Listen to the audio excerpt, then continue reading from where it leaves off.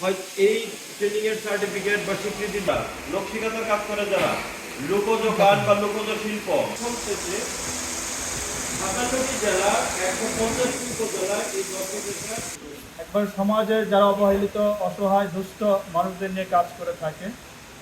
তো যার প্রেক্ষিতে সমাজ কল্যাণ মন্ত্রণালয় 17 সাল থেকে 22 সাল পর্যন্ত একটা প্রজেক্ট নেয়, যেটা প্রান্তিক জনগোষ্ঠীর জীবনমান উন্নয়ন কর্মসূচি প্রথম ফেজ ছিল। এই ফেজে আপনার 3 দিন এবং 5 দিন একটা সফট স্কিল ট্রেনিং হয়, আর সেটা ছিল 117টা উপজেলায়।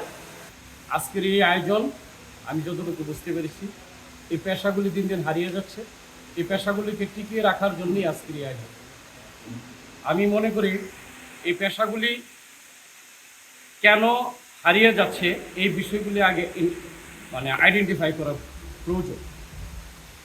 কেন হারিয়ে যাচ্ছে আমরা যতটুকু জানি যে এই যে কামার কুমার বাঁশ বেত এই শিল্পগুলি একটা সময় এটির প্রচলন ছিল।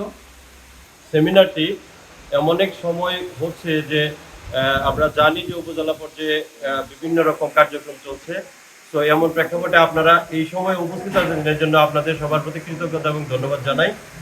মূলত বাংলাদেশের প্রান্তিক পেশাজীবী জনগোষ্ঠীর জীবনমান উন্নয়ন প্রকল্পটি শুরু হয় হচ্ছে 2016 সালে 17 সালে এবং এটা 22 সালে প্রথম পর্যায়ে সফলভাবে শেষ করে।